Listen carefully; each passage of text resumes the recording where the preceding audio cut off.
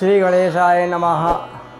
हरि ओम। गजाननं भूतगणादिसेवितं कपित्थजम्बूफलचारुभक्षणं उमासुतं शोकविनाशकारकं नमामि विघ्नेश्वरपादपङ्कजं महा।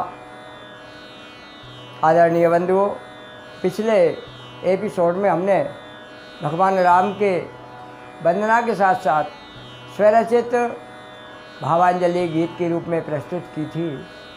आज हम रामचरितमानस के मूल रामायण के बालकांड पर अपना प्रकाश डालने का प्रयास करेंगे।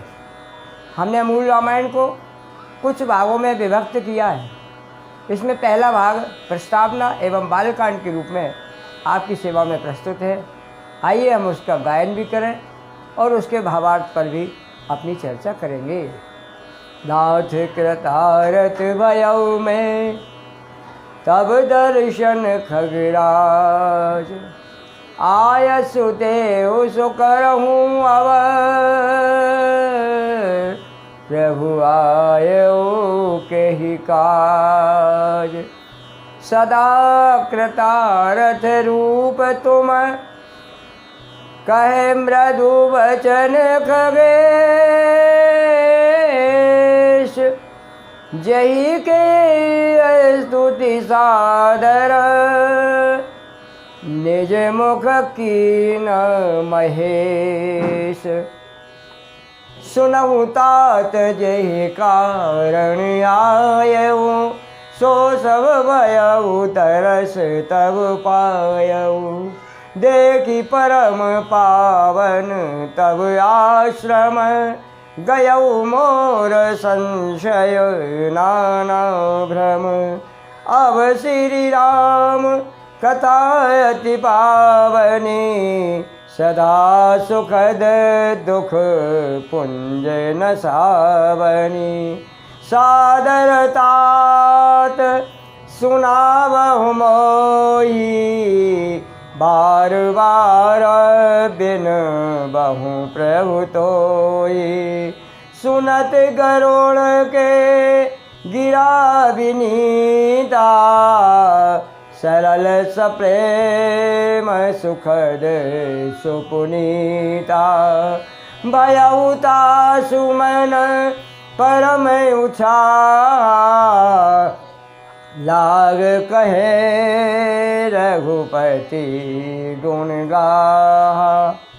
साथियों, रामचरितमानस के उत्तरकांड में द्वा क्रमांक 63 से 68 तक का जो प्रसंग है वो मूल रामायण का बड़ा आदरणीय और महत्वपूर्ण प्रसंग है।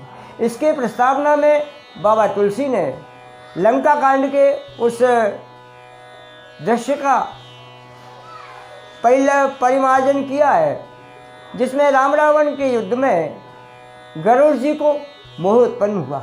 ये प्रस्तावना के रूप में हमें यहाँ पर दिखाई देता है, क्योंकि जब गरुड़ ने देखा कि जिसके नाम से भवबंधन से छूटहि, नर जपि जाकर नाम, खरव निशाचर बांधो नाग पास सोई राम। गरुड़ ने विचार किया उस दृश्य को देखकर युद्ध में कि इसके नाम से मनुष्य भवबंधन से मुक्त हो जाता है, और उसी राम जी को एक साधारण से राक्षस ने नागपाश में बांध लिया। इस मोह को समाप्त करने के लिए, इस मोह की दवाई प्राप्त करने के लिए गरुड़ जी ने बहुत प्रयास किया।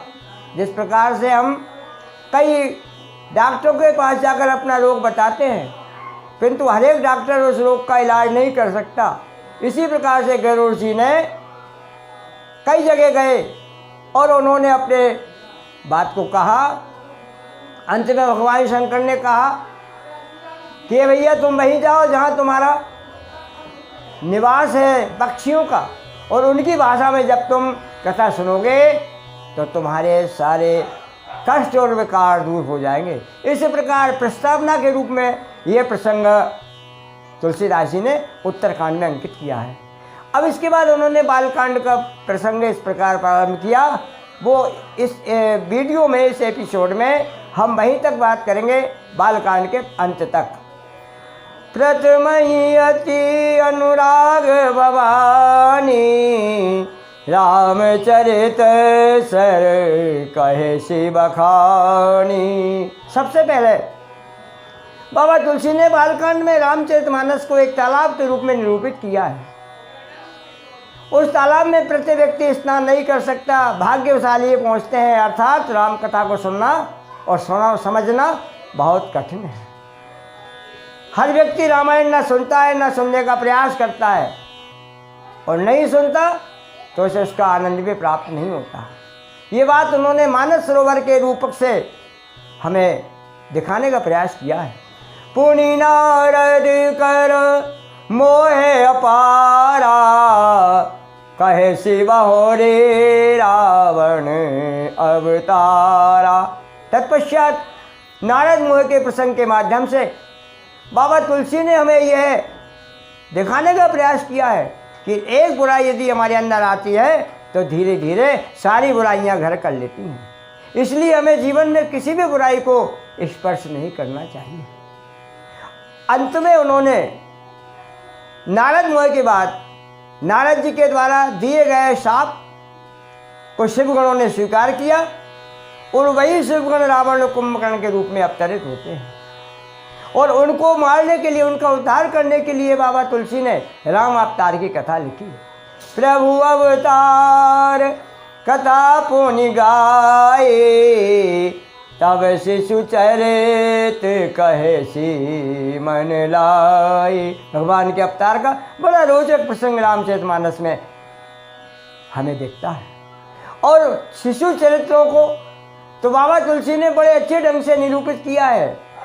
और बालकांड के अंत में उन्होंने लिखा इस दोहे में, बाल चरित कहे विविध विधि, मन में परम उत्साह, ऋषि आगमन कहे सि पुनि, सिय रघुवीर विवाह, सियावर रामचंद्र की जय। बाल चरित्र का और ऋषि आगमन, विश्वामित्र के आगमन का, भगवान राम के जनक पर पहुंचने का, धनुष भंग का और राम जी के विवाह का प्रसंग उन्होंने अपने बालकांड में निरूपित किया है।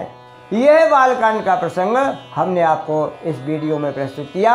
अगले वीडियो में आप सुनेंगे, अगले क्रम में आप सुनेंगे अयोध्या कांड की बड़ी रोचक कथा का एक विहंगम दृश्य, क्योंकि इसका पूरा वर्णन करना तो कठिन है, किंतु एक हल्का सा छोटा सा विहंगम दृश्य हम अगले एपिसोड में आपको प्रस्तुत करेंगे। सभी को जय श्री राम।